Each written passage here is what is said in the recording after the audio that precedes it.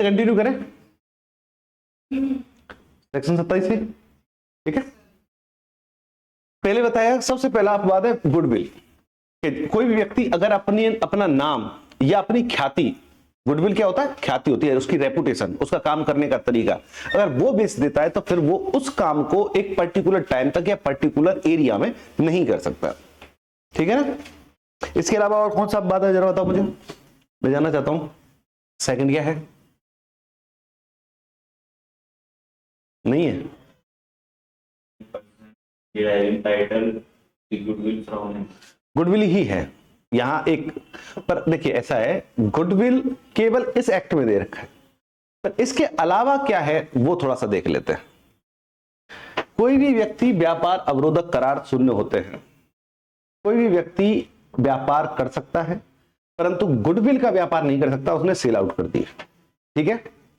अब दूसरी बात करेंगे, क्या मैं हर व्यापार कर सकता हूं,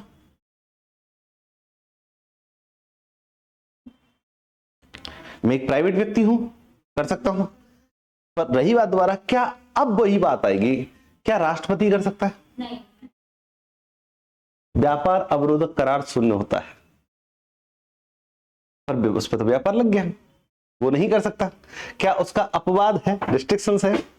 एक सिंपल सी बात है, मैं आपको पढ़ा रहा हूं, एक सच काइंड ऑफ एलिजिबिलिटी होती है, क्या मुझे उतना क्वालिफाइड होना चाहिए कि मैं आपको पढ़ा सकूं, हर कोई आपको किसी को पढ़ा सकता है, या फिर मैं किसी को भी जाके पढ़ा सकता हूं सिवाय लॉ के, नहीं मेरा मन होगा कॉमर्स पढ़ा सकता हूं, क्या मैं कॉमर्स पढ़ा सकता हूं, साइंस पढ़ा सकता हूं, नहीं। तो होता यह है कि यदि किसी व्यक्ति को कोई कार्य करना है तो क्या उसके लिए नंबर 2 तकनीकी अर्हता, टेक्निकल क्वालिफिकेशन होना जरूरी है। क्या टेक्निकल क्वालिफिकेशन के बिना वो काम कर सकता है, नहीं कर सकता। क्या मेरी मर्जी में कुछ भी कर सकता हूं, नहीं। सेकंड अपवाद क्या है, टेक्निकल क्वालिफिकेशन, बिना टेक्निकल क्वालिफिकेशन, क्या आप एलएलबी पास आउट किए बिना वकालत कर सकते हो, एमबीबीएस किए बिना इलाज कर सकते हो, डॉक्टर बन सकते हो, सीए पास आउट होने के बाद क्या किसी का रिटर्न भर सकते हो, नहीं कर सकते। तो दूसरा है टेक्निकल क्वालिफिकेशन,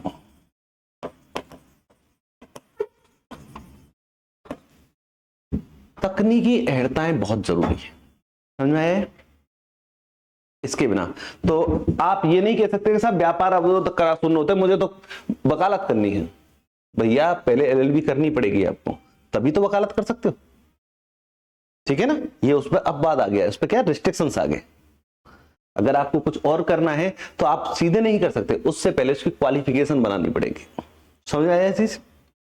पहले गुडविल बेच दी है, वो व्यापार नहीं कर सकते, बिना तकनीकी अहर्ता है, बिना आप क्वालिफाइड हुए वो काम नहीं कर सकते।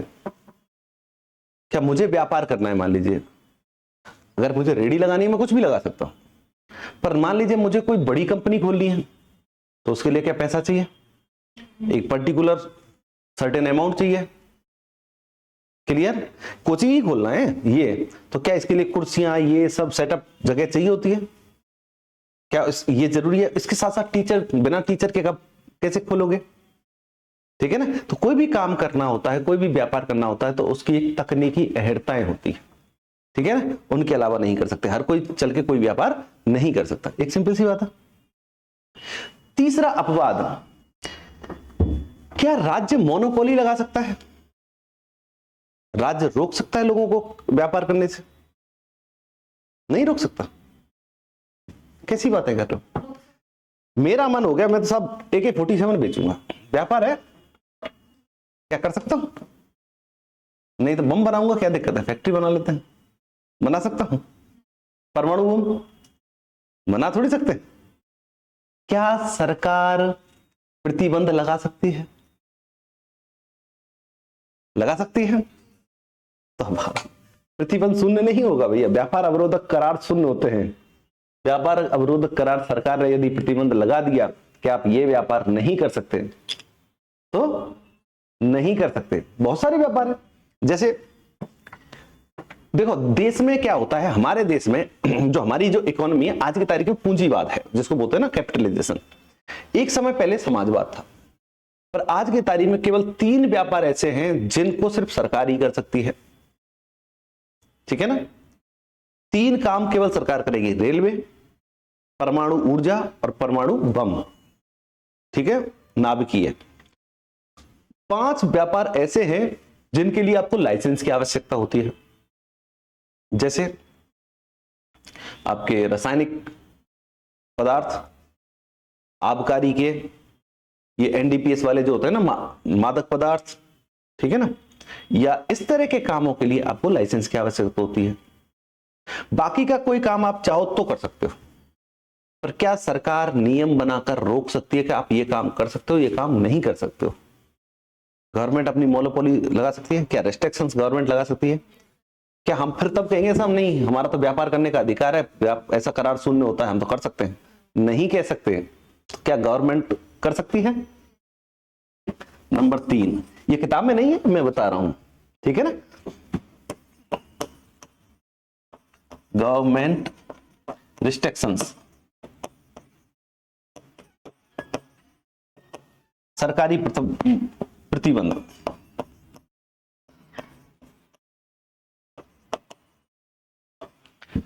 अब ये 3 चीज तो ये हो गई। आप गुडविल बेचते हो तो वो काम नहीं कर सकते, आप बिना टेक्निकल क्वालिफिकेशन के आप वो व्यापार नहीं कर सकते। अगर सरकार ने उस पर प्रतिबंध लगा दिया तो भी वो व्यापार आप नहीं कर सकते। क्लियर? एक चीज समझ आई।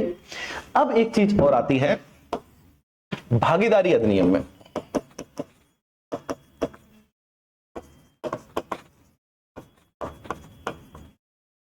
भागीदारी अधिनियम में देखो, भागीदारी अधिनियम आप लोगों ने पढ़ा है या नहीं पढ़ा मुझे नहीं पता। भागीदारी अधिनियम में हमेशा यह होता है कि 2 या 2 से अधिक व्यक्ति कोई कार्य करते हैं लाभ के लिए, और जो भागीदारी जो वो डीड बनाते हैं उसको भागीदारी डीड कहते हैं, और उनके उस कार्य को भागीदारी कहा था, और उस भागीदारी का एक नाम देते हैं मुझे, उसको कहा जाता है फर्म।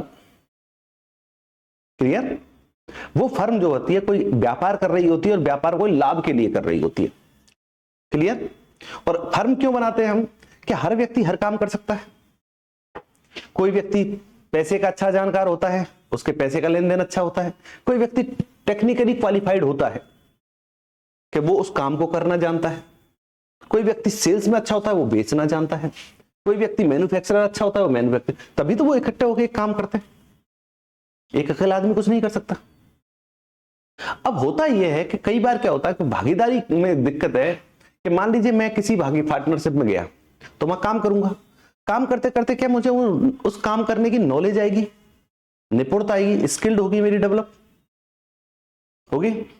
और अब मुझे लगता है कि यार मैं अकेला ही सीख गया, मुझे क्या करना है इन पार्टनरों का, मैंने छोड़ा उनको और नई पार्टनरशिप शुरू कर दी या नई काम शुरू कर दिया। क्या मैं कर सकता हूं?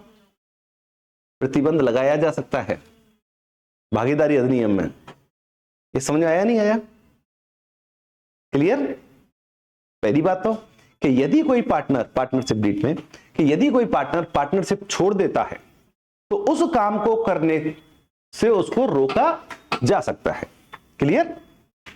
पर वो डीड में मेंशन होना चाहिए, वो जो पार्टनरशिप फर्म बनाई है उसमें मेंशन होना चाहिए। क्लियर? समझ में आ गया? ठीक है, ठीक है। इसके लिए कुछ सेक्शंस हैं, एक मेरी गलती है, जैसे सेक्शन 11 पार्टनरशिप का, सेक्शन आपका एक मिनट मुझे थोड़ा सा याद आ रहा है, 53, 54 और 55(3) कुछ ऐसे करके हैं। ये 2-3 सेक्शन है, मुझे थोड़ा सा एक बार देख लेना पार्टनरशिप में। उसमें कई चीजें, अगर पार्टनरशिप मान लीजिए चारों कोई पार्टनर है या 10 पार्टनर है, अगर वो नाम बेच देते हैं तो वो सब लोग वो काम नहीं कर सकते, गुडविल बेच दिया उन्होंने। यदि कोई पार्टनर निकल जाता है तो एक पर्टिकुलर टाइम तक वो काम नहीं कर सकता। क्लियर? या मान लीजिए पार्टनरशिप फर्म डिसॉल्व हो गई है, समाप्त हो गई है, तो उनमें से कोई पार्टनर उस फर्म का नाम यूज नहीं कर सकता भविष्य में। भाई अगर मान लीजिए हम एक पार्टनरशिप बनाई, हमने काम किया, नाम चल गया और अब हम अलग अलग हो गए, तो क्या मैं फर्म का नाम यूज कर सकता हूं? इससे तो उनको नुकसान होगा, मुझे फायदा हो जाएगा, क्योंकि उसके ग्राहक मुझे फ्री मिल जाएंगे, इसलिए उस पर रोका जा सकता है। तो बहुत सारी चीजें ऐसी हैं। क्लियर? तो पार्टनरशिप भी व्यापार करने से रोक देती है। क्लियर? तो अपवाद कितने हो गए? 1 2 3 4 5 6, कई सारे हैं। ठीक है, सरकार क्वालिफिकेशन बना सकती है, सरकार रिस्ट्रिक्शंस लगा सकती है, सरकार आप गुडविल भेजते हो तो भी वो आप व्यापार नहीं कर सकते। ये समझ में आया? आगे बढ़े। नेक्स्ट है सेक्शन 28। मैं क्या कोशिश कर रहा हूं इसको थोड़ा समराइज करने की। होता क्या है कि एक दिन में एक पूरा एक्ट नहीं पढ़ सकते हम, क्योंकि लॉ बहुत विशाल है। क्या विधि पढ़ सकते हैं हम पूरी? पढ़ सकते हैं? हमारे देश में कितने प्रकार के कानून है, कुछ बता सकता है कोई? नंबर ऑफ लॉ, कोई आइडिया? नंबर ऑफ लॉ, हमारे देश में कितने कानून चलते हैं? 20 30। आप एलएलबी में 27 28 30 ये लॉ पढ़ के आते हैं। 37। पूरे देश में कितने कानून चलते होंगे, कितने प्रकार के और कितने कानून, कोई आइडिया? नहीं, लगभग 3 लाख से ऊपर है। क्या हम सब सीख सकते हैं? संभव नहीं है, सवाल ही नहीं है। लॉ विशाल होता है, ठीक है ना। ये सब बहुत बहुत कॉन्सेप्ट की बात है। क्या सुप्रीम कोर्ट के जज भी नहीं सीख सकते? कोई भी नहीं सीख सकता, ये तो क्लियर है। क्योंकि हर सेक्शन में कितनी सेक्शन है एक एक लॉ में? 500 400 200 याद रहते हैं क्या? संविधान याद नहीं रहता 395, ठीक है ना। तो क्वेश्चन ये है कि लॉ कोई भी पूरी तरह से नहीं सीख सकता, और लॉ लागू होता है, सब पे लागू होता है। पर मिस्टेक ऑफ लॉ, क्या आप ये कह सकते हो मुझे लॉ नहीं आता? कोई कह सकता है ये चीज? क्या कोई व्यक्ति, ये जो बिल्कुल हम आप लोग तो पढ़े लिखे हो, क्या कोई गांव में एक व्यक्ति है जो बेचारा गरीब है, अनपढ़ है, कभी उसने कुछ नहीं देखा, उसने लॉ तो छोड़ो उसने पढ़ाई भी नहीं की, क्या उसने लॉ पढ़ा है? प्रैक्टिकली नहीं पढ़ा है। पर क्या वो ये कह सकता है कि सब बीएनएस मैंने नहीं सुना, उसकी 100 धारा 3 क्या होती है मैंने नहीं सुना, उसने कोई मर्डर कर दिया, मान लीजिए किसी को मार दिया, उसको कोर्ट में ले आए और उसमें कहा कि भाई आपने इस कानून बीएनएस के इस धारा के अधीन ये कार्य किया है जो इस अपराध की श्रेणी में आता है, तो क्या वो ये कह सकता है साहब मैंने ना तो मुझे बीएनएस पढ़ी, ना मुझे 103 पढ़ा, ना मुझे ये आता है, अब आपने बताया अगली बार से नहीं करूंगा? क्या कह सकता है वो? नहीं कह सकता। क्लियर समझ में आया? ये तो बात समझ में आई। तो होता यह है कि लॉ का एक्सक्यूज नहीं ले सकते और लॉ सबको आता नहीं है। कितना पैराडॉक्सिकल है बिल्कुल। पर इसका एक रास्ता है, बहुत क्लियर कट रास्ता है। कोई भी व्यक्ति लॉ की इसलिए मना नहीं कर सकता क्योंकि लॉ केवल उस पर लागू होता है जिसे प्रज्ञावान कहा जाता है, प्रूडेंट पर्सन। ठीक है, प्रूडेंट पर्सन जो होता है ना, जो चीजें समझता है, जो अपने कार्य और कृत्य को समझता है, उसके अंदर एक चीज होती है जिसको कहा जाता है इनर कॉन्साइंस, सही और गलत पहचानने की क्षमता। क्या आपके अंदर एक आत्मा होती है जो आपको बता देती है कि नहीं यार ये चीज सही है और ये चीज गलत है? स्वतः ही बता देती है। क्लियर? जिस चीज को मन ललचाए यार ये करना है, और जो आत्मा कहे नहीं यार ये नहीं करना है, दोनों में विवाद शुरू हो जाए तो समझ लेना वो चीज गलत है। और अगर आपने मन की बात मान ली या ललचा गए तो आपने लॉ का वायलेशन कर दिया, और अपनी इनर कॉन्साइंस का बात सुन ली, आप सही कर रहे हो। क्लियर? तो वो जो इनर कॉन्साइंस है ना, नेचुरल लॉ जूरिस्प्रूडेंस में क्लियर कट कहता है कि लॉ हमारे अंदर से निकलता है। ईश्वर ने हमें गिफ्ट दिया है कि लॉ पढ़ने के लिए कोई एजुकेशन की जरूरत नहीं है, केवल आपका इनर कॉन्साइंस बहुत मजबूत हो ना, आपको ये सही है कि ये सही है और ये गलत, जब आपकी आत्मा की सुन ली आप सही कर रहे हो, आप लॉयर वकील लॉफुल हो। समझ में आया नहीं आया? तो थोड़ा सा डिफरेंस है। क्लियर? ये सब हमारे यही हैं, तो आप इनर कॉन्साइंस है। अच्छा ठीक है। सेक्शन 28 विधिक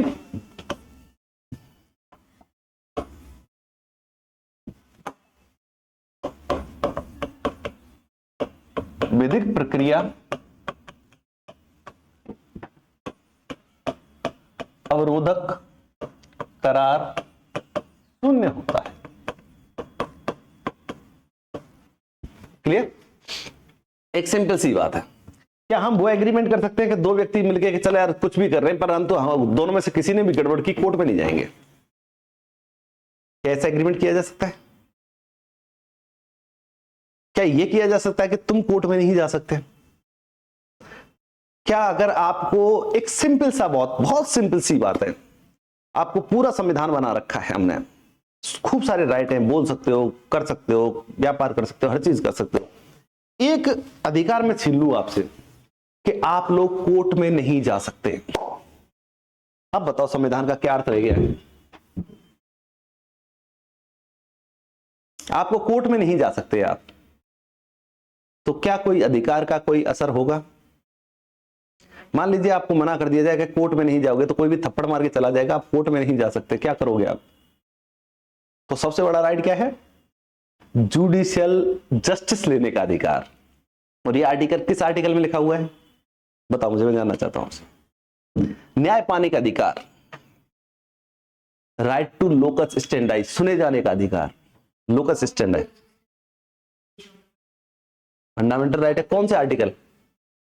बहुत सिंपल सा है, जिसको नहीं बताया जाता, मैं आपको बिल्कुल कह रहा हूं, वो आर्टिकल है आर्टिकल 32, संवैधानिक उपचारों का अधिकार। इसको कहा जाता है सुने जाने, हाँ, राइट टू कॉन्स्टिट्यूशनल रेमेडीज। ये जो राइट है ना, इसको इसलिए आत्मा कहा जाता है कि ये आपको कोर्ट में जाने का अधिकार देता है। और कोर्ट में कौन से में?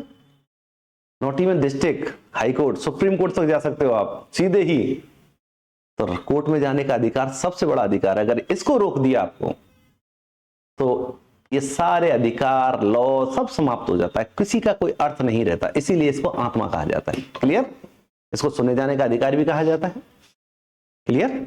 और ये सबसे पहले कहां वर्णित हुआ था? सुने जाने का अधिकार। आपने कभी पढ़ा फंडामेंटल राइट को मैग्ना कार्टा कहा जाता है? भारत का मैग्ना कार्टा।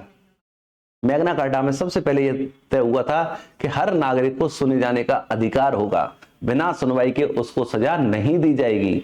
और 20 जून 1215 को मैग्ना कार्टा लिखा गया था। क्लियर? समझ में आया? मैग्ना कार्टा पढ़ा तो है नहीं, मतलब सुना नहीं है कभी? किसने सुना है इससे पहले? Article Magna carta. Magna carta पहला दस्तावेज था दुनिया में जो नागरिकों के लिए लिखा गया था। उससे पहले राजाओं के अधिकार होते थे, कुलीन वर्ग के अधिकार होते थे, आम नागरिकों के कोई अधिकार नहीं होते थे। परंतु इंग्लैंड में, ठीक है, इंग्लैंड में एक किसान खड़ा हुआ, क्योंकि कुलीन वर्ग तो क्यों राजा से आंदोलन करेगा। एक किसान खड़ा हुआ और किसान ने आके पूरी जनता को एक किया और राजा को घेर कर एक दस्तावेज लिखवाया 20 जून 1215 कि इनकी संपत्ति नहीं छीनोगे, इनको सुने जाने का अधिकार दोगे, बिना सुने किसी को मारोगे नहीं, जेल में नहीं भेजोगे, फांसी की सजा नहीं दोगे। कुछ अधिकार पहली बार नागरिकों को मिले थे, इसलिए उसको कहा गया मैग्ना कार्टा। क्लियर? और वो आदमी कौन था जिसने मैग्ना कार्टा लिखवाया था?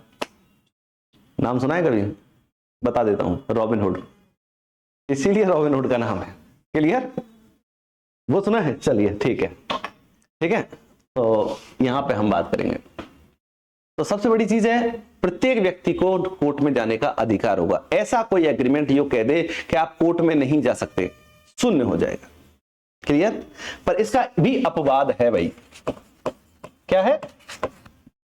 इसका भी अपवाद है। अपवाद क्या है? एक सामान्य अपवाद है कि क्या लोग माध्यस्थम के माध्यम से अपना मामला सुलझा सकते हैं? आर्बिट्रेशन। क्या आर्बिट्रेटर नियुक्त कर सकते हैं? एक एक्ट है आर्बिट्रेशन एंड कॉन्सिलिएशन एक्ट 1996। उसमें यह होता है कि कुछ लोग न्यायिक प्रक्रिया के खर्चीले और लंबे प्रोसेस को छोड़कर वो चाहते हैं कि तुरंत गति से हमारा विवाद निपटे, क्योंकि वो व्यापार कर रहे हैं। बड़ी बड़ी कंपनियां या बड़े बड़े जो लोग होते हैं वो हमेशा आर्बिट्रेटर नियुक्त करते हैं। ठीक है ना? और आर्बिट्रेशन जो है होता है वो भी अपने आप में न्यायालय होता है, परंतु वो उसकी जो स्थिति है वो क्वासी जुडिशियल होती है। क्वासी जुडिशियल में अर्ध न्यायिक। क्लियर? वो तुरंत गति से फैसला करता है, तुरंत सुनवाई करता है, उसके पास यही केस है। कोर्ट की तरह रेगुलर कोर्ट बहुत सारे केस नहीं है। क्लियर? और वो स्पेसिफिक होता है, वो स्किल्ड होता है आर्बिट्रेटर। इसीलिए जो आर्बिट्रेशन है, माध्यस्थम, अगर किसी कॉन्ट्रैक्ट में यह वर्णित है कि अगर हमें विवाद होता है और विवाद के दौरान हम कोर्ट में नहीं जाएंगे, कोर्ट की बजाय मध्यस्थम के पास जाएंगे, तो वो करार मान्य होगा, शून्य नहीं होगा। क्लियर समझ गए?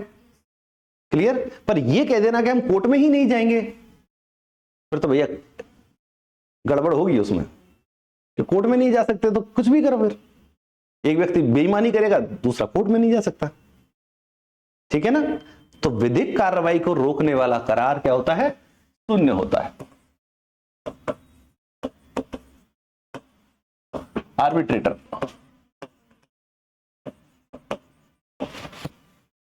क्लियर? ये इसका आ गया। अब मैं थोड़ा स्पीड से बता देता हूं, खत्म करते हैं इसको, बहुत परेशान हो रहे। 39 नहीं हुए? अरे हो गए भाई। चलिए 39 क्या कहता है? Uncertain agreement are void. कौन से?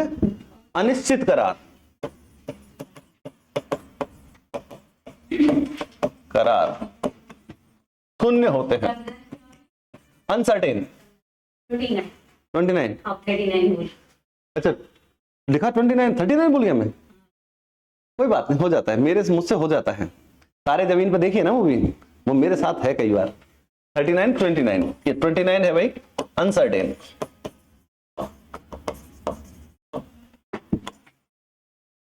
Agreement are void. अनसर्टेन क्या होता है? बिल्कुल सही बात है। चलो सर्टेन क्या होता है? जो जिसे परिभाषित किया जा सके, जिसको बताया जा सके। नहीं, अस्तित्व तो अनसर्टेन का भी होता है, सर्टेन और अनसर्टेन भी है, परंतु क्या होता है? ऐसी चीज जिसे हम डिग्निफाई कर सके, क्लियर कर सके, वो सर्टेन होता है, और जो चीज नहीं है वो अनसर्टेन होता है। अनसर्टेन एग्रीमेंट क्या होता है? कैसे डिग्निफाई करोगे, कैसे बताओगे? आप सामान खरीदने जाते हो, एक तो मॉल में जाते हो, स्वतः ही खरीद के ले आते हो। एक दुकान स्वतः ही ऑटोमेटिक ले लेते हो, बकेट में डाला और लिख लेंगे। कभी आप किराने की दुकान पर गए हो? किराने की दुकान पे आपने जाके बोला भैया साबुन दे दे, क्या वो दे देगा? दे देगा? कैसे दे देगा? नहीं किराने नहीं, क्यों नहीं देगा? किराने की दुकान में साबुन पड़े हैं, तेल भी पड़ा है, परफ्यूम है। क्वेश्चन ये है कि ये पूछेगा कौन सा, नहाने का या कपड़े धोने का कौन सा साबुन चाहिए? केवल साबुन से साबुन काम चल जाएगा? आपने तेल मांगा कि तेल दे दे, तो क्या वो खाने का देगा या लगाने का देगा? या तेल में भी अलग अलग वैरायटी, मूंगफली का, सोयाबीन का, किसका देगा? जब तक चीज सर्टेन नहीं हो, अगर एग्रीमेंट में एम्बिग्युइटी है, संदिग्धता, एम्बिग्युइटी, वो कॉन्ट्रैक्ट क्या होगा? शून्य हो जाएगा। समझ में आया नहीं आया? क्लियर? मैं यहां एग्रीमेंट करूंगा, मैं आपको पढ़ाने आऊंगा, पर टाइम डिसाइड नहीं किया, कैसे एग्रीमेंट वैलिड होगा? आप सुबह आ रहे हो, मैं शाम को आ रहा हूं, ठीक है ना? तो एग्रीमेंट क्या होना चाहिए? क्लियर होना चाहिए, सर्टेन होना चाहिए। समझ में आया? क्लियर? और 30 वेजर एग्रीमेंट। वेजर एग्रीमेंट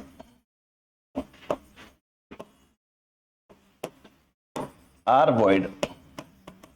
बाजी के करार किसको कहते हैं? इसको बिट, बाजी के करार, वेजर बोलते हैं वैसे इसको, WAGER, वेजर। बाजी के करार क्या होता है?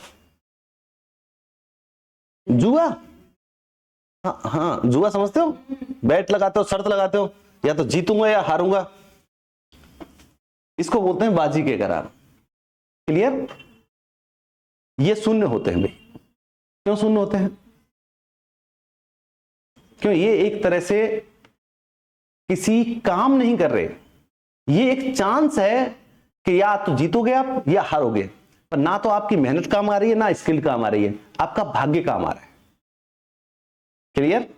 इस प्रकार के एग्रीमेंट जो होते हैं वो वेजर होते हैं, बाजी के होते हैं। उसमें क्या होता है? आपकी किस्मत काम करती है, और ऐसे एग्रीमेंट काम के नहीं होते, क्योंकि इसमें एक हारेगा और एक जीतेगा ही। समझ में आया? इसलिए इस तरह के एग्रीमेंटों को अंग्रेजों ने क्या कर दिया, शून्य कर दिया। पर इसमें थोड़ा सा अंतर है। लॉटरी क्या होती है? क्या बाजी का करार होती है? लॉटरी सुनी है कभी आपने? क्या होती है लॉटरी? लॉटरी लग गई या लॉटरी खुल ली, तो लॉटरी में क्या होता है कि आपने कुछ नंबर लिया, वो नंबर खुल गया, आपको पैसा मिलेगा, नहीं खुलेगा तो आपका जो पैसा गया वो डूब जाएगा। सिंपल सी बात है। तो लॉटरी भी बाजी का करार है। परंतु यदि राज्य मान्यता दे देता है, स्टेट, कि भी लॉटरी खेली जाएगी, तो वो लीगल हो जाती है। क्लियर? ये हाँ, कई राज्यों में लीगल है लॉटरी। जहां लॉटरी सरकार मान्यता सरकार निकालती है तो बिल्कुल लीगल है। क्लियर? राज्य देता है तो इसमें क्लियर कट है। दूसरी होती है, आपने कभी सुकुडो खेला है अखबार में? क्रॉसवर्ड प्रतियोगिता, वो इतने क्वेश्चन का है, इतने आंसर हैं, या फिर नंबरिंग 1 2 3 से 9 तक, क्या ये खेला है कभी? क्या ये बाजी का करार है कि नहीं है? अगर आपने भर के दे दिया और आपका खुल गया तो आपको पैसा मिलेगा। और क्या, जैसे कई होता है ना, मूवी का नाम, हीरो का नाम, और फिर उसमें इधर ऊपर नीचे आगे पीछे, कभी खेला है था? देखा है? देखा है। क्या ये बाजी का करार है? क्रॉसवर्ड प्रतियोगिता बोलते हैं इसको, क्रॉसवर्ड, एक दूसरे को काटते हुए वर्ड। क्या ये क्रॉसवर्ड प्रतियोगिता बाजी का करार होता है? नहीं, ये आपकी स्किल्ड पे डिपेंड करता है। मान लीजिए आपको दे दिया जाए कि साहब ये मूवियों के नाम और हीरोओं के नाम के वो लिखने हैं, पर कोई व्यक्ति मूवी देखता ही नहीं, वो कैसे भरेगा बेचारा? क्लियर? हाँ हाँ, वो जिसको न्यूमेरिकल आता है वही तो कर सकता है ढंग से, जिसको नहीं आता वो कैसे करेगा? तो वो स्किल्ड पे डेवलप करता है। उसमें भी होता है कि कुछ लोग जल्दी भर देते हैं, कुछ लोग देर से भर पाते, कुछ लोग भर ही नहीं पाते हमेशा। क्लियर? तो क्या ऐसा है? तो क्रॉसवर्ड प्रतियोगिताएं बाजी का करार नहीं होती, लॉटरी बाजी का करार होती है। क्या घुड़दौड़, अब यहां पे एक क्वेश्चन है, देखो पढ़ो आप, इसको जब पढ़ोगे तो बड़ा इंटरेस्ट आएगा आपको। एक एक्सेप्शन है इसमें, घुड़दौड़ बाजी का करार होता है कि नहीं होता? आप घोड़े पे दाव लगाते हो, घुड़दौड़ तो देखिए आपने, रेस कोर्स, हॉर्स रेसिंग, वो क्लब में दौड़ते हैं लोग, नंबर लगाते हैं घोड़ों पर, फिर चिल्लाते हैं। टीवी में तो देखा होगा, मूवी में। क्या बाजी का करार होता है? आपका घोड़ा जीता तो आपको पैसा मिलेगा, आपका घोड़ा नहीं जीता तो आपको पैसा नहीं मिलेगा। क्या बाजी का करार होता है कि नहीं होता है? बताओ मुझे। अरे मान लीजिए ये तो घोड़दौड़ है, गांव में लोग मुर्गे लड़वाते थे, बस पहले उस जमाने में मुर्गे, कि ये मुर्गा जीतेगा तो इतने पैसे, ये मुर्गा जीतेगा तो इतने पैसे। क्या बाजी का करार है? 100%। एक जीतेगा एक हारेगा, जो जीतेगा वो भाग्य की बात है। कौन जीतता है कौन हारता है वो आपकी, वो डिपेंड, आप किस पे दांव लगा रहे हो। पर एक जीतेगा तो लाभ मिलेगा, हारेंगे तो नुकसान होगा। बाजी का करार तो है ना। हाँ भाई, करार क्या होता है? जिसमें दोनों को फायदा हो, वो एक एग्रीमेंट होता है। पर बाजी के करार में एक व्यक्ति को नुकसान होगा और दूसरे व्यक्ति को फायदा होगा। नहीं समझ आया? घुड़दौड़ क्या है? आपने अगर पैसा लगा दिया और सही घोड़े पे लगा दिया तो आपको फायदा हुआ, अन्यथा नुकसान होगा। जहां नुकसान होने का चांस और जीतने का चांस 50-50 हो, वो बाजी का करार है, और वो शून्य होता है भैया। तो क्वेश्चन है कि क्या हॉर्स राइडिंग शून्य है? नहीं, बिल्कुल शून्य है। अपवाद भी कहता है कि शून्य है, ठीक है।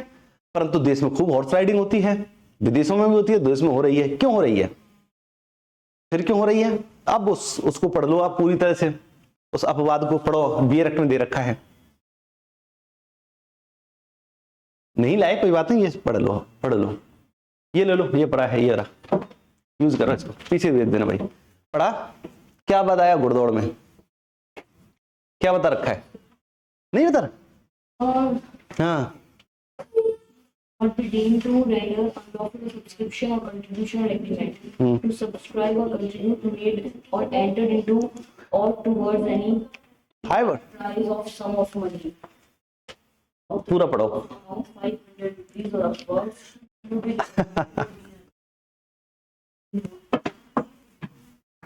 क्या अर्थ है इसका?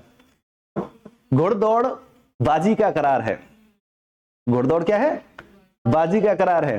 परंतु जो कोई व्यक्ति 500 रुपए से ज्यादा लगाता है वो बाजी का करार नहीं होगा। क्यों भाई? ज्यादा पैसा लगाने बाजी का करार नहीं, और 500 से कम पैसे लगाए तो बाजी का करार हो गया। ये क्या हुआ? इसको कैसे समझोगे आप? बहुत सिंपल सा गणित है, मैं समझा देता हूं। सिंपल ये है, ये लॉ अंग्रेजों ने बनाया था और अंग्रेज ही घुड़दौड़ कराते थे, हॉर्स राइडिंग।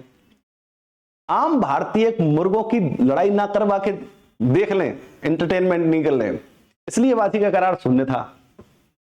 क्लियर? कुत्तों की लड़ाई, हाथी की लड़ाई, ऊंट की लड़ाई वो नहीं करवा सके, दौड़ नहीं करा सके, क्यों? भारतीयों के पास वो थे, पर अंग्रेजों के पास घोड़े थे। हॉर्स राइडिंग भी उन्होंने बैन कर दी, क्योंकि भारतीय घुड़दौड़ से भी एग्रीमेंट ना कर लें, बशर्ते 500 रुपए से ऊपर लगाओगे तो लीगल है। और 1872 में 500 रुपए की कीमत क्या थी? बहुत ज्यादा। और इतना पैसा अंग्रेजों के ही पास था या बड़े बड़े राजा महाराजाओं के पास था। तो आम भारतीय ये एग्रीमेंट ना कर सके, अंग्रेज और राजा महाराजा कर सकते हैं। ये इसलिए बनाया गया। हाँ क्वेश्चन है कि जो ये जल्लीकट्टू गेम है, हाँ इसमें हाँ हाँ, बिल्कुल। तो अगर वो हार जाते हैं, तो अगर इस एक्सेप्शन को देखते हैं तो ये उसका एक्सेप्शन हुआ, बिकॉज कि अगर वो हार जाता है तो उसको कुछ नहीं मिलता, वो की डेथ हो जाती है, मर जाता है। देखो, जल्लीकट्टू अपने आप में बाजी का करार है और जल्लीकट्टू एक परंपरा है, पर लॉ उसको मान्यता नहीं देता। इस पर ही तो विवाद आया था कि जल्लीकट्टू कैसे चला रखा है आपने अभी तक। इलीगल है ना? इलीगल है। देश में बहुत कुछ इलीगल है। दहेज रात दिन चलता है, पर फोटो खिंचाया जाता है, कितने लाख मिले, कितनी गाड़ी मिली, पर वो इलीगल है। ऐसे देश में इतना कुछ होता है इलीगल। एक्चुअली होता यही है, बहुत सारी परंपराएं और रीति रिवाज आज भी इलीगल है। हर मंदिर में आप घुस सकते हो, पर सबरीमाला के मंदिर में आप महिला आज तक नहीं जाती, जाने नहीं देते। फिर स्वतंत्रता का अधिकार क्या रहा? कहीं भी जाने का अधिकार कहाँ रहा? तो अभी केस आया था, एक मंदिर में प्रेसिडेंट द्रौपदी मुर्मू को एंट्री मिली। हाँ, कईयों को नहीं देते। कई ट्रेडिशन ऐसे हैं, कई जगह ऐसे जहां नहीं देते, कई जगह नहीं देते। अरे इतना भी हुआ है इस देश में कि कई बार प्रधानमंत्री या राष्ट्रपति किसी मंदिर में गए और वहां से लौट के आए तो पूरे मंदिर को गंगा जल से धुलवाया गया है। ऐसा भी हुआ है। इस देश में बहुत कुछ होता है। कितने नियम चीजें हुई हैं देशों में, आज भी हम उस मानसिकता से बाहर नहीं निकले हैं। ये अंग्रेजों ने, अब रही बात क्या, चलो वो डिस्कोर्स हो जाएगा, हम उस पर नहीं जाएंगे। अब ये है कि बहुत सारी चीजें इलीगल होती हैं, पर वो रीति रिवाजों से चलती हैं, पर उनको कोर्ट में नहीं ले जा सकते आप, ठीक है ना। पर एक घुड़दौड़ का जो कॉन्सेप्ट आया, घुड़दौड़ भी उन्होंने वेजर का एग्रीमेंट बनाया, परंतु 500 रुपए से ज्यादा का पैसा लगा सकते हो। 1872 में 500 रुपए बहुत बड़ी गणित थी। आज तो 500 रुपए हर किसी के पास। समझ आया नहीं आया? तो आज की तारीख में घुड़दौड़ लीगल है, परंतु लॉटरी सरकार बनाए तो लीगल है, अन्यथा बाजी का करार है। बाजी का करार क्या होता है कि ऐसा एग्रीमेंट जिसमें हारने और जीतने के चांस आपके स्किल के ऊपर ना होकर भाग्य के ऊपर हो, और जीतने और हारने के चांस क्या हो? 50-50। आप जीत भी सकते हो, हार भी सकते हो। इस प्रकार के एग्रीमेंट क्या होते हैं? वॉइड एग्रीमेंट होते हैं, वेजर एग्रीमेंट होते हैं, बाजी के करार होते हैं। क्लियर समझ आया? ठीक है। लॉटरी भी वेजर एग्रीमेंट है, पर सरकार चाहती है तो कर सकती है। घुड़दौड़ भी वेजर है, पर सरकार चाहती है तो कर सकती है। क्लियर? परंतु क्रॉसवर्ड प्रतियोगिताएं या फिर जो और क्विज प्रतियोगिताएं, मैं आपसे क्वेश्चन पूछूंगा, फिर आप आंसर दो और उसके बाद मैं आपको इनाम दूं, ये बाजी का करार नहीं है, क्योंकि ये आपकी स्किल पर, आपकी नॉलेज पर निर्भर करता है। क्लियर समझ आया? ठीक है। तो ये शून्य करार। अब नेक्स्ट पढ़ेंगे हम, बहुत सिंपल से। अब थोड़ा सा इसको जल्दी से फ्री करते हैं, ये तो बहुत लंबा हो जाएगा। 31 to 36 contingent contract. Contingent contract, समासित संविदा।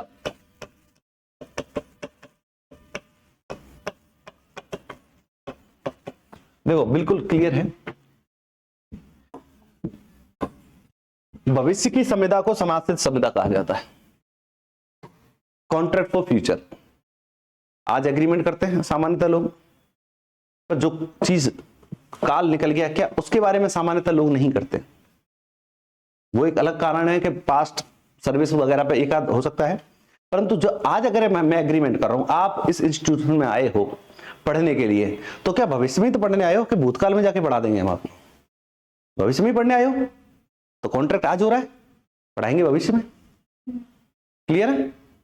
मोस्टली सामान्यतः क्या होता है कि एग्रीमेंट होता है कि भाई ये सामान लूंगा और ये इतना पैसा दूंगा, तो भविष्य में तो होगा वो, या तो अभी हो जाएगा। मान लीजिए आप चाय की थड़ी पे गए और आपको कहा आपको मुझे चाय पिला, उसने कहा बैठो मैं पिलाता हूं, आपने एग्रीमेंट कर दिया, एग्रीमेंट हो चुका है, परंतु एग्जीक्यूशन कब होगा? शायद 2 मिनट बाद ही होता भविष्य में ही है, चाहे वो भविष्य में पिलाएगा। क्लियर? तो भविष्य की किसी घटना के होने या ना होने पर कोई संविदा जब निर्भर होती है उसे कहा जाता है कॉन्टिजेंट कॉन्ट्रैक्ट, समाश्रित, कुछ पर आश्रित संविदा, समथिंग पर आश्रित संविदा, कुछ ही चीज पर आश्रित, डिपेंड। ठीक है ना? कि ऐसा कॉन्ट्रैक्ट जो किसी फ्यूचर इवेंट पर, उसके होने या ना होने पर, किसी कार्य को करने या ना करने पर निर्भर होता है, उसको कहते हैं समाश्रित संविदा। क्लियर? किसी व्यक्ति के भावी आचरण पर पिताजी ने कहा था बेटा पास हो जाएगा तो मोटरसाइकिल दिलाऊंगा, मैं पास भी हुआ पर उन्होंने नहीं दिलाई, क्या समाश्रित संविदा भंग हो गई? नहीं हुई, क्योंकि कॉन्ट्रैक्ट करने का इंटेंशन नहीं था भैया। ठीक है ना? समझ आया नहीं आई? परंतु ऐसा होता है, तो किसी चीज पर आश्रित संविदा होती है। क्लियर? आप एलएलबी पास हो जाओगे तभी आरजेएस दे पाओगे, क्या उससे पहले दे सकते हो? ये कॉन्ट्रैक्ट है। क्लियर? सब चीजें ऐसे होती है। ठीक है? मैं कॉलेज जाऊंगा तभी मैं पढ़ा पाऊंगा और तभी मैं तनख्वाह ले पाऊंगा, क्या बिना कॉलेज गए मैं तनख्वाह प्राप्त कर सकता हूं? सैलरी मिल सकती है मुझे? नहीं, इसीलिए मुझे कॉलेज जाना पड़ता है। हर आदमी लाभ के लिए काम करता है, मैं भी करता हूं, सभी करते हैं। क्लियर? तो ये समाश्रित संविदा पढ़ लेना बहुत सिंपल सी है। किसी भावी घटना के घटित होने पर, किसी घटना के ना घटित होने पर, किसी व्यक्ति के आचरण पर, कि आप ये करोगे तो ये होगा, ये करोगे तो ये होगा। क्लियर? आचरण पर निर्भर होता है? होता है, बिल्कुल होता है। अगर नौकरी ढंग लग जाएगी तो जीवन भर सुख पाओगे, शादी अच्छी हो जाएगी, नहीं तो दुख पाओगे। सिंपल सा है, आपके आचरण पर है। तो कॉन्ट्रैक्ट यही है लाइफ का, समझे? शादी भी कॉन्ट्रैक्ट ही है भैया, नौकरी भी कॉन्ट्रैक्ट है। क्या आपकी सरकारी जॉब या प्राइवेट जॉब कॉन्ट्रैक्ट होता है?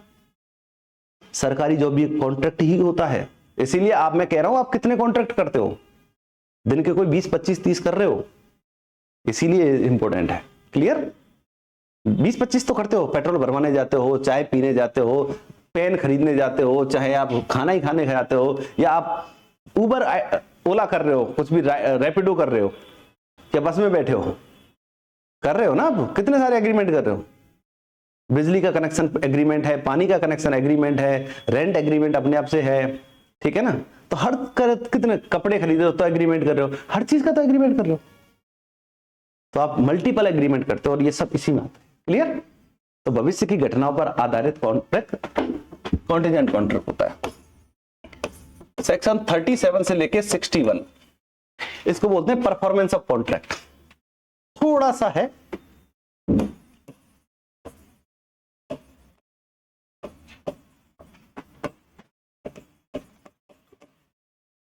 परफॉर्मेंस ऑफ कॉन्ट्रैक्ट, संविदा का पालन।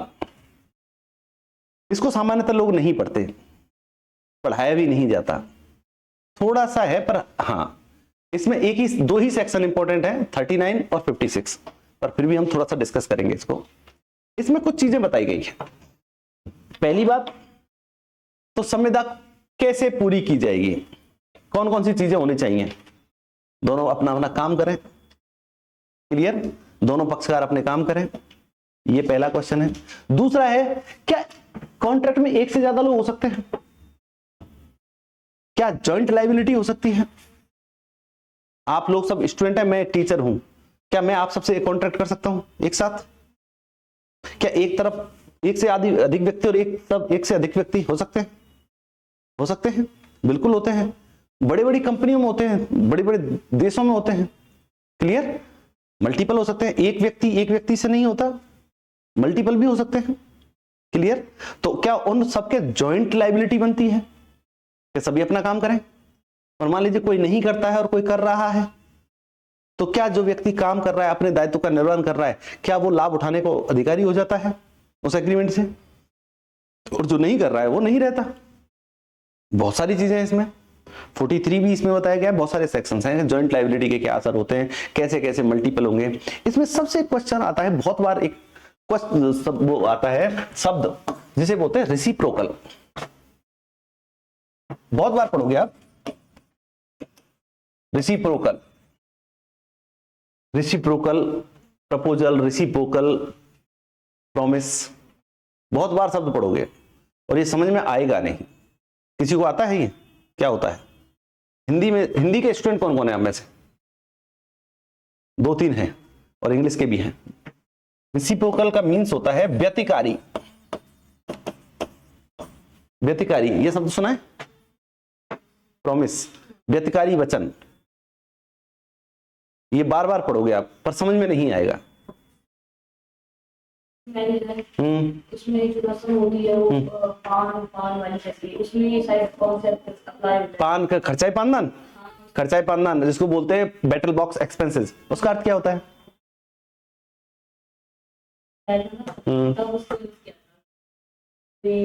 मुस्लिम बॉय उसकी शादी हो जाती है, उसके फादर को खर्चा देते हैं, तो मेजर। हाँ, तो उससे नहीं, देखो थोड़ा सा डिफरेंट है, यहाँ पे आएंगे। रेसिप्रोकल क्या होता है, इसको थोड़ा सा समझने की बात है। एक मिनट सुन लो भाई, व्यतिकारी वचन क्या होता है? व्यतिकारी, ए ने बी को प्रॉमिस किया कि मैं ये काम करूंगा, अगर आप ये काम करोगे तो मैं ये काम करूंगा, प्रस्ताव दिया।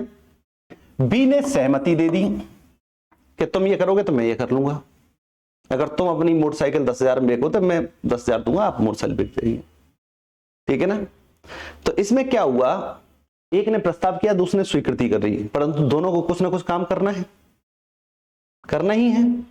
वचन यहां के बन गया, ये पूरा वचन बन गया, पर क्वेश्चन ये है कि एक ने वचन दिया इसको और इसने वचन दिया इसको। समझ में आया? इतनी सी बात समझ आई? दोनों ने एक दूसरे को वचन दे रखे, तो इस वचन का व्यतिकारी है ये और इस वचन का व्यतिकारी है ये।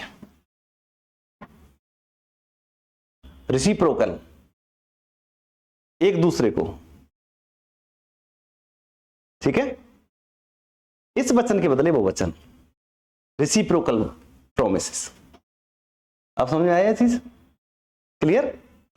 हर पक्षकार दूसरे पक्षकार को अपना वचन देता है, वो इसको देता है, तो मेरे वचन के बदले उसका वचन।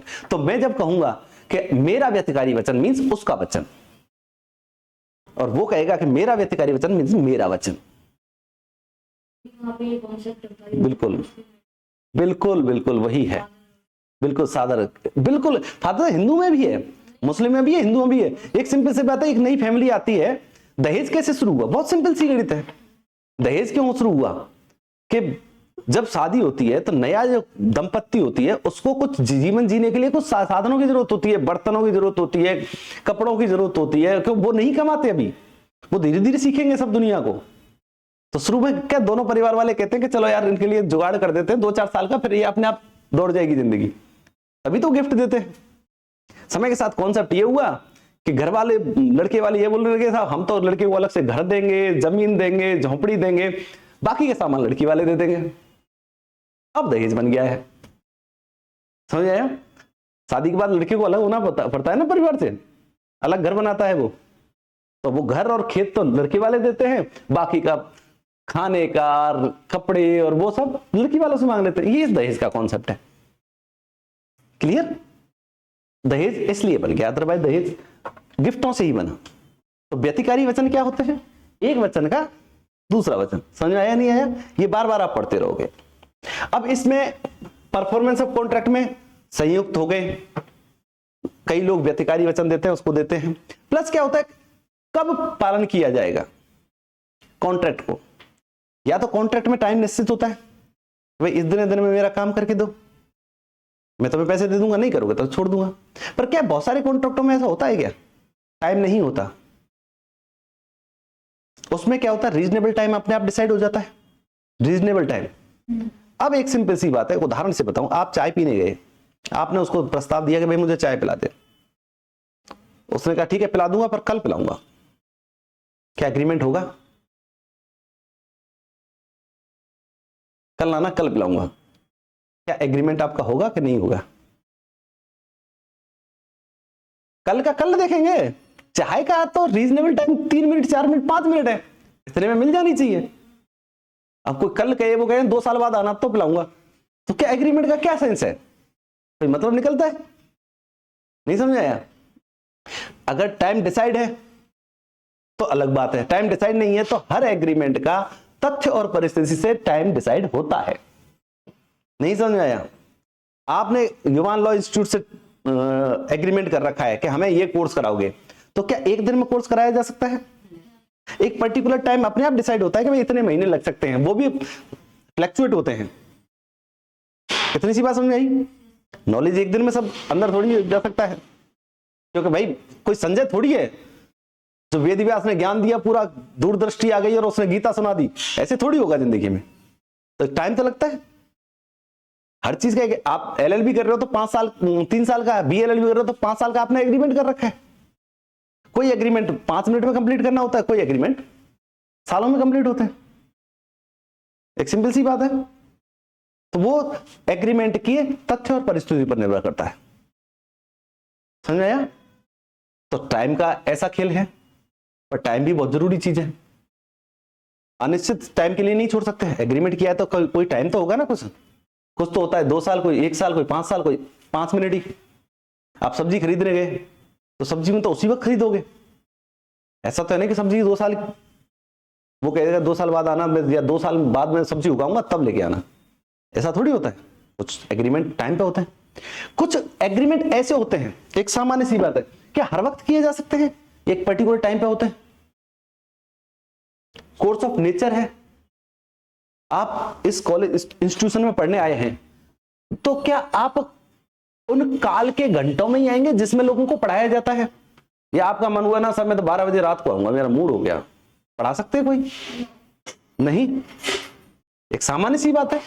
तो वो भी इसमें दे रखा है कि कब किया जाएगा, प्राय घंटे में। मान लीजिए कोई व्यक्ति दुकान पर खरीदने आया, मूड बन गया सुबह सुबह 4 बजे के मैं तो दुकान पर ये सामान खरीदने आऊंगा, क्या दुकानदार खोल के बैठा है क्या? जब टाइम, मॉल जब भी तो खुलेंगे, जो टाइमिंग होती है। आप मेट्रो में जाते हैं तो जब मेट्रो चल रही है तभी तो जाएंगे, क्या रात के 11 बजे बाद जा सकते हैं आप मेट्रो में? तो एक टाइम भी होता है। समझ में आया? एक जगह भी हो सके। क्या एक स्पेसिफिक जगह पे ही कॉन्ट्रैक्ट होगा? आपने पढ़ने के लिए कहा तो क्लासरूम ही तो चाहिए। क्या पार्क में पढ़ाया जा सकता है आपको? सिनेमा हॉल में, WTV में? नहीं, तो नहीं पढ़ा सकते ना आपको। तो बस वो टाइम, जगह भी होती है, तो एक पर्टिकुलर जगह भी होती है। परचून की दुकान पे आप दुकान पे ही जाना पड़ेगा। आप ये नहीं कि दुकान को यहां लिया, नहीं कर सकते ना आप। वो भी परफॉर्मेंस की बात है।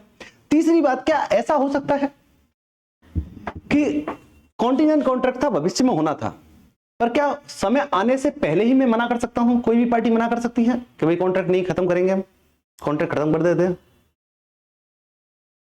नहीं समझ आया? मैं आपसे कल कहूं कि मैं कल पढ़ाऊंगा और शाम को मेरा मूड हुआ कि मुझे जाना है उदयपुर में, उदयपुर में रहता हूं, तो क्या मैं शाम को कह सकता हूं आप लोगों को भाई मैं कॉन्ट्रैक्ट खत्म कर रहा हूं?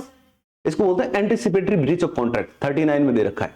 थोड़ा सा इंपॉर्टेंट है कि जब दोनों पक्षकारों में से कोई भी पक्षकार कॉन्ट्रैक्ट के परफॉर्मेंस के पहले ही, before the performance of the contract, वो डिनाइल कर सकता है। इसको बोलते हैं एंटीसिपेटरी ब्रीच ऑफ कॉन्ट्रैक्ट। ठीक है ना? एंटीसिपेटरी का मतलब क्या होता है? अग्रिम सूचना। ठीक है ना? ये हो गया। एक चीज और है जो सबसे इंपॉर्टेंट है इस पूरे एपिसोड में। बाकी तो ये बहुत सिंपल सी है, पढ़ते ही समझ में आते हैं, नहीं आते तो 1 to 1 चलेंगे तो मुश्किल से आधे घंटे का ये अफेयर होता है। पढ़ोगे तुरंत समझ में आएगा। क्योंकि एक्चुअली प्रॉब्लम क्या होती है, आप नए स्टूडेंट हैं, होता क्या है, सबसे बड़ी समस्या क्या है पता है? लैंग्वेज।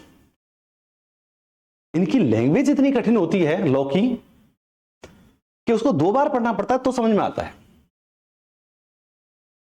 यही तो बात है। इसीलिए कोचिंगों की जरूरत होती है, टीचरों की जरूरत होती है। क्योंकि उस कठिन लैंग्वेज को सरल भाषा में समझाना है, ये टीचर का काम है और यही कोशिश होती है। बाकी तो किताब में सब कुछ लिखा हुआ है, मेरी क्या आवश्यकता है, there is no need of teacher tutor.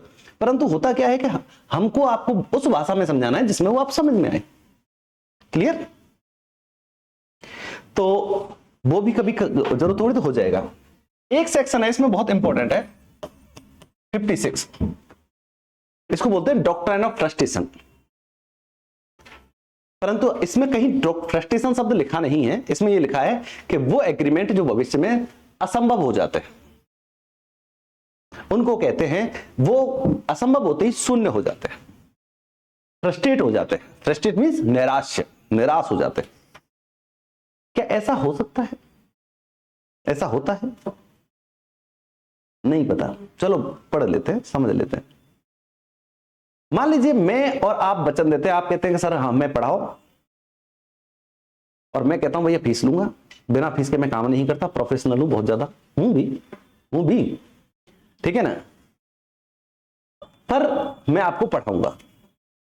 पर पढ़ाने का समय कल है, या मतलब एक दिन में तो पूरा नहीं पढ़ा सकता। बीच में मान लीजिए मेरा एक्सीडेंट हो गया, भगवान ना करे हो गया, पर हो गया, अब मैं पढ़ा नहीं सकता।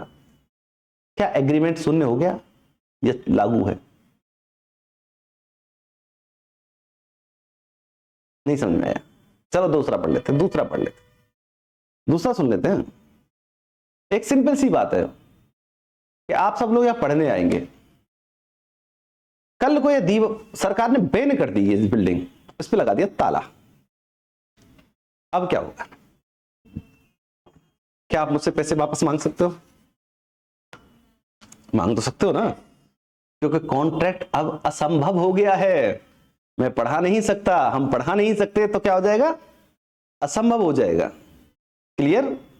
होता यह है कि कई बार कॉन्ट्रैक्ट जब हम करते हैं, that time of creating contract, वो कॉन्ट्रैक्ट वैलिड होता है। क्लियर? परंतु समय के साथ जब कॉन्ट्रैक्ट को पूरा करना होता है, तब क्या है, परिस्थिति बदल जाती है, सर्कमस्टांसेस चेंज हो जाते हैं, और सर्कमस्टांसेस इसका तरीके से चेंज होती है कि दोनों पक्षकारों का उस सर्कमस्टांसेस में कोई कंट्रोल नहीं होता। दोनों पक्षकार उस सर्कमस्टांसेस को कंट्रोल नहीं कर सकते। क्लियर? ऐसी परिस्थिति में उस कॉन्ट्रैक्ट को, अगर परिस्थिति बदल गई और वो कॉन्ट्रैक्ट अब पूरा नहीं हो सकता, उसको कहते हैं डॉक्ट्राइन ऑफ फ्रस्ट्रेशन। एक उदाहरण से बात करूं, जैसे हम बात करते हैं कि कॉन्ट्रैक्ट हुआ कि मैं मेरी मोटरसाइकिल किसी दूसरे दोस्त को बेचूंगा और वो मुझे पैसे देगा कल, पर उससे पहले ही उस मोटरसाइकिल का एक्सीडेंट हो गया और वो टूट गई। अब मैं बेच सकता हूं? नहीं बेच सकता, वो खरीदेगा नहीं, मैं बेच नहीं सकता। क्या कॉन्ट्रैक्ट शून्य हो गया? पहले किया था वैलिड था, अब वो शून्य हो चुका है। कोई चित्रकार से कहो कि भाई मेरा चित्र बनाना, चित्रकार कहता है 50,000 लूंगा मैं, बिल्कुल देंगे साहब। उससे पहले चित्रकार की मृत्यु हो जाती है, क्या उसकी लाश से बनवाया जा सकता है? नहीं बनवा सकते ना, कॉन्ट्रैक्ट फ्रस्ट्रेट हो गया। क्लियर? मैं पाकिस्तान के एक व्यापारी से कहता हूं कि भैया तू मुझे चीनी बेचना, मैं चावल बेचूंगा, इतने का चावल इतने का चीनी, कॉन्ट्रैक्ट हो चुका है। उसने कहा ठीक है, ये जहाज इतने से आएगा, इतने लेगा, आपका जहाज ऐसे आ जाएगा, इतना पैसा हो जाएगा, सब सेटल हो गया। भारत सरकार ने युद्ध छेड़ दिया पाकिस्तान से, अब नेवी शुरू हो गई। क्या कॉन्ट्रैक्ट वैलिड है या शून्य हो गया? शून्य हो गया। समझ आया नहीं आया? तो सेक्शन 56 ये कहता है कि कॉन्ट्रैक्ट करते समय वैलिड होता है, परंतु परिस्थितियां जब चेंज हो जाती हैं और वो परिस्थितियों पर पक्षकारों का कंट्रोल नहीं होता, ठीक है, और वो परिस्थिति इस तरह से चेंज हो जाती है कि अब उस कॉन्ट्रैक्ट को पूरा करना असंभव है, इम्पॉसिबल है, तो कॉन्ट्रैक्ट शून्य हो जाएगा। क्लियर? बहुत बार होता है, पक्षकार की व्यक्तिगत कैपेसिटी पे होता है तो कॉन्ट्रैक्ट खत्म हो जाता है। सब्जेक्ट मैटर टेलर बनाम कार्डवेल केस है, इसमें क्लियर कट है, इसमें केस दे रखा है। केस समझा देता हूं, केस से पता चल जाएगा आपको कि पहले क्या था कि आजकल तो एंटरटेनमेंट के साधन मोबाइल हो गए और बहुत सारी चीजें हो गई। पहले क्या था, लोग क्लबों में गाते थे, थिएटर हाउसों में गाते थे और लोग सुनने जाते थे वहां। ठीक है ना, ओपरा होते थे, थिएटर होते थे, मूवी होती थी। तो एक इंग्लैंड के थिएटर मालिक ने, एक गायिका थी, उससे एक कॉन्ट्रैक्ट किया कि आप मेरे गाने में, मेरे थिएटर में गाने आओगे, मैं पर डे आपको 100 रुपए दूंगा। महिला ने स्वीकार कर लिया। क्लियर। अब महिला डेली गाने आती थी शाम को और 100 रुपए लेके चली जाती थी गाना गा। एक दिन क्या हुआ, थिएटर में आग लग गई और थिएटर समाप्त हो गया, थिएटर खत्म हो गया। परंतु अगले दिन महिला आ गई कि मुझे तो गाना गाना है, मैं मेरा कॉन्ट्रैक्ट करने के लिए तैयार हूं। ठीक है ना। मालिक कहता है थिएटर समाप्त हो गया तो कहां गब्बा हुआ, लोग थिएटर में ही आते थे। महिला कहती मुझे कोई फर्क नहीं पड़ता, तुम कहीं भी गब्बा हो, पर मुझे मेरे पैसे चाहिए 100 रुपए डेली के। क्या कॉन्ट्रैक्ट वैलिड है या शून्य हो चुका है? वॉइड हो गया, क्योंकि भैया जो विषय वस्तु थी वही नष्ट हो गई। मालिक ही नहीं कमाएगा तो कहां से देगा? क्लियर, समझ में आया चीज? तो इसको बोलते हैं कॉन्ट्रैक्ट फ्रस्ट्रेशन। ये समझ में आ गया थोड़ा सा? ये इसको थोड़ा सा पढ़ना, बाकी देख लेंगे। नेक्स्ट है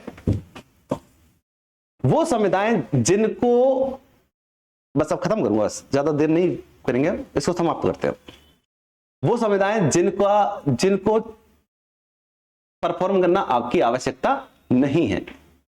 क्या ऐसा भी होता है कि हमने संविदा क्रिएट की, समय के साथ संविदा के साथ परिस्थिति बदली, परिवर्तन संसार का नियम है, ये तो मानते हो आप? गीता में कहा गया है परिवर्तन संसार का नियम है। ठीक है ना। मेटेरियल डुअलिज्म भी कहा था एक शब्द, द्वंदात्मक भौतिकवाद, किसने कहा था? कार्ल मार्क्स ने। वाद प्रतिवाद संवाद, थीसिस एंटीथीसिस सिंथेसिस, ऐसे ही चलती है लाइफ। तो क्या परिवर्तन होता रहता है? आज हमने एग्रीमेंट किया, दो पक्षकारों ने मिलकर, समय के साथ दोनों को रियलाइज हुआ यार गलती कर गए, ऐसे नहीं, ऐसे होना चाहिए। तो क्या हम अपने ही एग्रीमेंट में परिवर्तन कर सकते हैं? नया एग्रीमेंट बना सकते हैं, पुराने को समाप्त करके नया बना सकते हैं, या जो बना हुआ है उसमें चेंजेस कर सकते हैं, या उसको समाप्त कर सकते हैं, या उसके एक भाग को खत्म कर सकते हैं, एक भाग को रख सकते हैं। एग्रीमेंट के अगर कई भाग हैं तो नहीं समझ में आया? क्या ऐसा हो सकता है? एग्रीमेंट के कई भाग हो सकते हैं, पार्ट हो सकते हैं, ये भी करेंगे, ये भी करेंगे, ये भी करेंगे, फिर बाद में ये नहीं करेंगे, ये एक दोनों काम कर लेंगे। क्या ये कर सकते हैं? मैं आपको ये सब्जेक्ट भी पढ़ाऊंगा, ये भी पढ़ाऊंगा, ये भी पढ़ाऊंगा, बाद में लगा मुझे ये नहीं पढ़ाना है, ये पढ़ा दूंगा। या आपने कहा, कई बार आप भी विरुद्ध कर देते हैं कि सर हमें समझ में नहीं आ रहा है, कोचिंग में जाके या कॉलेज में ऐसा करते भी है ना कि समझ में नहीं आ रहा है, सर का ऊपर से जा रहा है। कई बार होता है, हो जाता है। देखो सच्चाई है, ऐसा नहीं है कि सबको सब कुछ आता है। तो क्या ऐसा होता है कि सब्जेक्ट बदल जाता है? हो जाता है। ठीक है ना। तो ऐसी कंडीशन में क्या कॉन्ट्रैक्ट में भी परिवर्तन हो सकता है? उसको कम किया जा सकता है, उसकी जगह पे नया बन सकता है, उसके एक भाग को छोड़ा जा सकता है या नया भाग बनाया जा सकता है। या मान लीजिए कोई करार था, एग्रीमेंट किया, पर वो शून्य निकला, परंतु किसी ने लाभ ले लिया, तो क्या लाभ वापस किया जाएगा? नहीं समझ में आया? एक सिंपल सी बात है कि मैंने कहा, मुझसे ह्यूमन लॉ इंस्टीट्यूट ने कहा आपको स्टूडेंट्स को पढ़ाना है, मैं बिल्कुल पढ़ाएंगे सब। ठीक है। ह्यूमन लॉ इंस्टीट्यूट ने कहा कि मुझे पढ़ाना है, मैंने कहा पहले दाम बताओ और पहले एडवांस दे दो मुझे। मैंने एडवांस उठा लिया यहाँ से, मैं आ रहा था, रात एक्सटेंड हो गया, करार शून्य हो गया, अब मैं आ नहीं सकता। करार शून्य हो गया तो क्या शून्य हो गया, पर क्या शून्य करार में मैंने लाभ उठा लिया? एडवांस लिया कि नहीं लिया? लिया था। तो उस एडवांस मेरा लाभ हो गया, परंतु एग्रीमेंट तो शून्य हो गया। क्या मुझे वो एडवांस वापस करना पड़ेगा?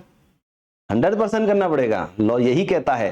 देखो लॉ कुछ नहीं है, सिंपल सी बात है, लॉ जस्ट कॉन्साइंस है। जब आप पढ़ने बैठो ना, तो आप ये देखो कि आपकी आत्मा क्या बोल रही है, वही क्वेश्चन सही होगा। जब कोई केस पढ़ते हैं तो केस पढ़ने के दौरान आपको पता चल जाएगा कि फैक्ट में ये चीज सही है या ये चीज गलत है। एक बहुत सामान्य सी बात बताऊं आपको, कोर्ट में ट्रायल देखी है आपने?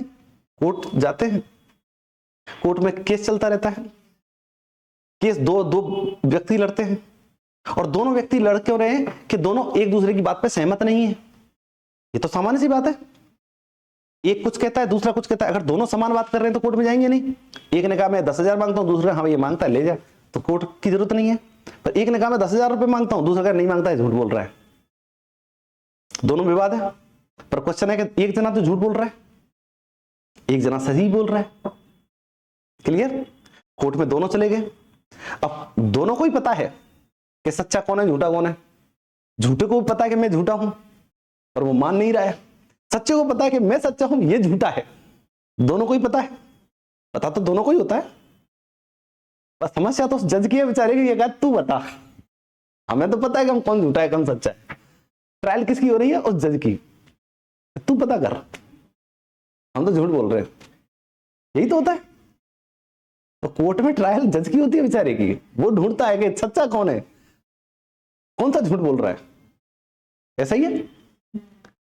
तो कहानी ये है कि आपका इनर कॉन्साइंस क्या कहता है वही लो है। जैसे मैंने बताया कि भाई मैं अगर कुछ लाभ उठा लेता हूं और कॉन्ट्रैक्ट शून्य हो जाता है तो मुझे लाभ वापस करना पड़ेगा। ठीक है, सेक्शन 64 कहता है, बिल्कुल लिखा। सेक्शन 65 ये कहता है कि वॉइडेबल एग्रीमेंट और उसमें कुछ लाभ उठा लिया तो वो वापस करना पड़ेगा। तो ये सेक्शन है। तो सेक्शन 62 टू 77 इसमें है संविदा का नवीन परिहार। परिहार का मतलब होता है छोड़ देना उसको, ठीक है ना, परिवर्तन, चेंजेस एटसेट्रा, दोनों पक्ष का इत्यादि। इसका मतलब क्या होता है? दोनों पक्षकार उस नई संविदा बना सकते हैं, संविदा को छोड़ सकते हैं, कुछ भाग को बदल सकते हैं, चेंज कर सकते हैं, कुछ भी कर सकते हैं। क्लियर? ठीक है ना, ये सामान्य सी प्रक्रिया है, कोई ज्यादा बड़ा गणित नहीं है, कर सकते हैं दोनों पक्षकारों के पास ये राइट है, पर दोनों की सहमति से, एक सिंगल आदमी नहीं कर सकता। ठीक है, इसके बाद है 68 टू 72, ये है अर्ध संविदा, क्वासी कॉन्ट्रैक्ट।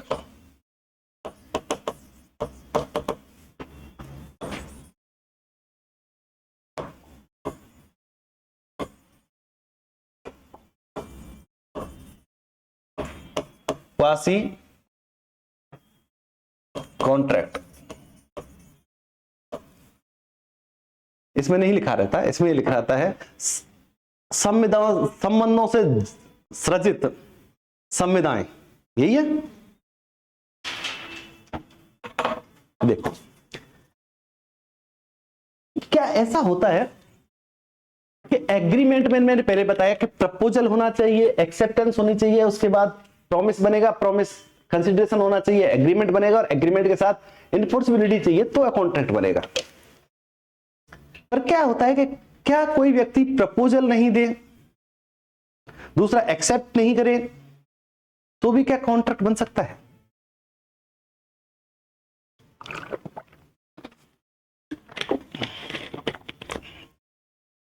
नहीं बनेगा, इसमें बनेगा।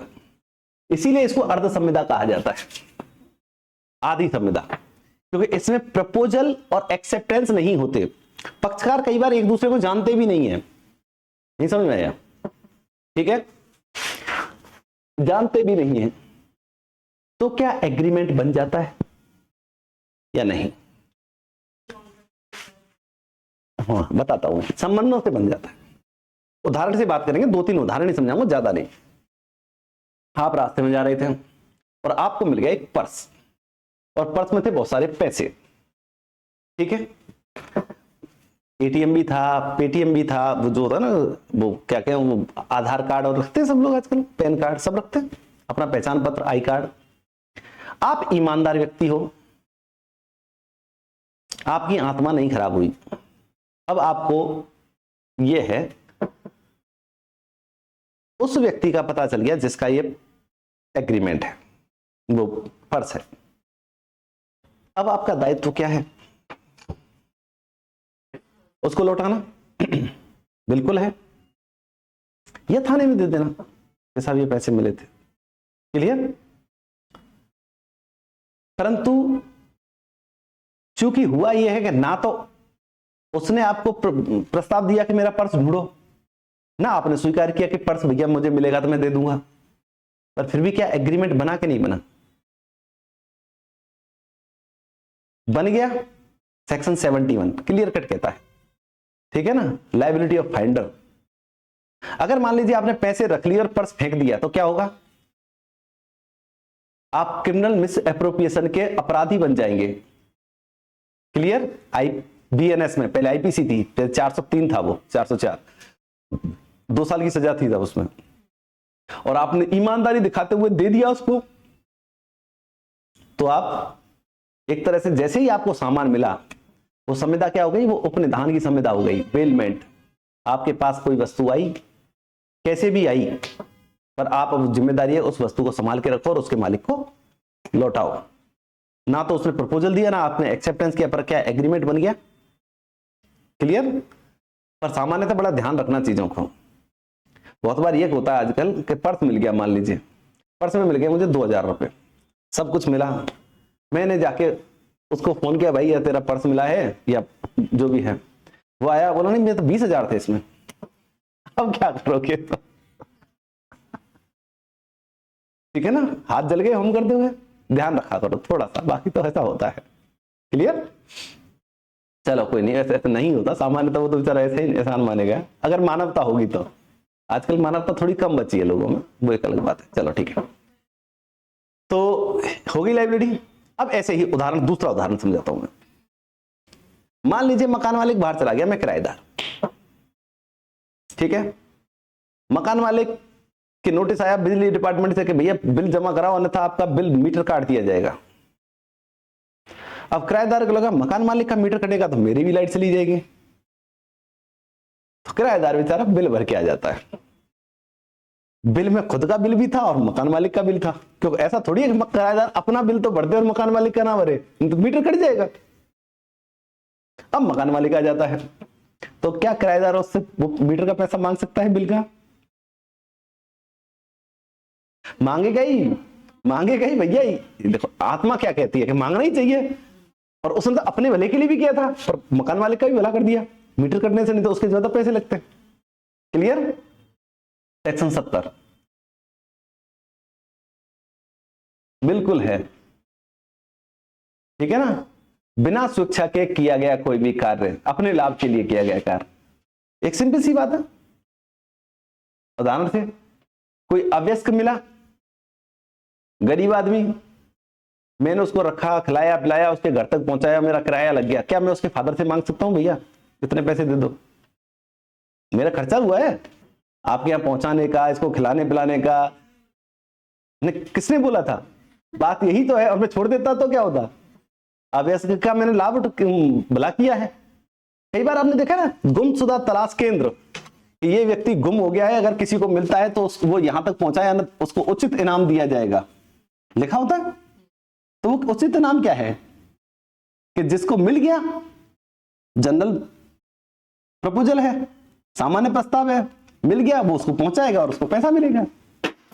उचित इसलिए लिखते हैं कि फिक्स नहीं लिख सकते। फिक्स लिखने में क्या दिक्कत रहती है कि उससे ज्यादा खर्चा हो गया तो उचित का मतलब परिस्थितियों के अनुसार। क्लियर, ये समझ आया? चलिए, तो किसी व्यक्ति के लाभ के लिए, अवयस्क के या अनसाउंड माइंड के लाभ के लिए कोई कार्य किया जाता है तो उस अवयस्क की संपत्ति से भी आप ले सकते हो। क्यों? अवयस्क कॉन्ट्रैक्ट नहीं कर सकता, वो सक्षम पक्षकार नहीं है, परंतु उसका अगर हम भला कर रहे हैं और उससे अपना पैसा खर्च हो रहा है, अपना धन लग रहा है, तो उसकी संपत्ति से लिया जा सकता है। तो क्या संबंधों से बन गया कॉन्ट्रैक्ट, अर्ध संविदा। क्लियर। दूसरा एक उदाहरण है, आप किसी दोस्त के यहाँ गए, वहां बैठे थे, वहां पेन पड़ा था। कई बार, बहुत बार होता है पेन के साथ ये होता है, पेन लिखने को लिया और जेब में रख लिया, हो जाता है ना।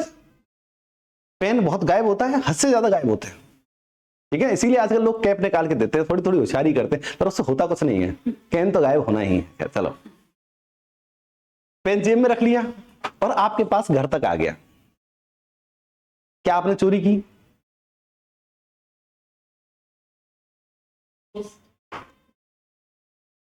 जो कोई भी बिना किसी कब्जा अधीन व्यक्ति की संपत्ति, चल संपत्ति को बिना उसकी सहमति से हटा लेता है, चोरी कहलाता है। पर एक शब्द होता है उसमें, बेईमानी पूर्वक। यहां आपने पेन तो ले लिया पर बेईमानी नहीं थी, वो आशय नहीं था, इंटेंशन नहीं था अगर इंटेंशन हो जाता ना कि पेन अच्छा लग रहा है ले चलता हूं, तो चोरी हो जाता। पर यहां पर चूंकि आपके मन में आया, बाद में तो अरे मैं उसका पेन ले आया, अब आपको लौटाना पड़ेगा पेन, लौटाना पड़ेगा सेक्शन 72। ठीक है ना भाई, मिस्टेकन कॉर्सन से कोई चीज आ गई तो भैया लौटानी पड़ेगी। क्लियर? तो क्या कॉन्ट्रैक्ट बन गया आपका? प्रपोजल नहीं है, एक्सेप्टेंस नहीं है, संबंध थे। ठीक है ना, और संबंधों से कई बार कॉन्ट्रैक्ट बन जाते हैं। क्लियर? ये थोड़ा सा समझ में आया? तो इसको थोड़ा सा पढ़ ले। बस इसमें यही है कि संबंध ऐसे बने हमारे कि संबंधों से रिजेंबल हो गया कि कॉन्ट्रैक्ट है, और फिर उसमें कॉन्ट्रैक्ट सब चीज हो जाती है। बस प्रपोजल और एक्सेप्टेंस नहीं होता, प्रॉमिस नहीं होता, कंसिडरेशन अपने आप आ जाता है। ठीक है ना, और एग्रीमेंट से फिर वो हो जाता है कॉन्ट्रैक्ट। क्या समझ में आया? Last nail in the coffin, section 73 to 75, compensation on the breach of contract. Compensation on the breach contract. On है या ऑफ है, थोड़ा सा मुझे ये बताओ। ऑफ, हाँ मुझे लगा ही था। कंपनसेशन 4 है, हाँ।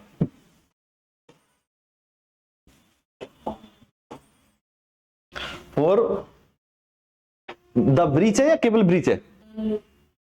Of the consequence of breach of contract. चलो जो भी है आप इसको देख लेना, ये मेरी डेफिनेशन है। बहुत सारी चीजें मैं खुद अपने इजाद करता हूँ चीजों की। ठीक है, कई बार विधि एक्चुअली का जो कानून बनाते हैं ना, उनसे मेरा डिसएग्रीमेंट रहता है बहुत सारी चीजों में। मुझे लगता है कि कई चीजों में वो गलती करते हैं, कई चीजों में मैं खुद गलती कर लेता हूँ, तो हो जाता है ना डिसएग्रीमेंट। ठीक है, हर आदमी हर चीज से संतुष्ट नहीं होता, हर चीज की बात से संतुष्ट नहीं होता। हर व्यक्ति मोदी से संतुष्ट थोड़ी है इस देश में, है क्या? फिर भी प्रधानमंत्री तो है ही ना, वो लोग थोड़ी जाएगा हमसे, हमारे देश का ही प्रधानमंत्री है। वोट दो या मत दो, क्या फर्क पड़ता है। चलिए, इसको बोलते हैं संविदा भंग पर प्रतिकर।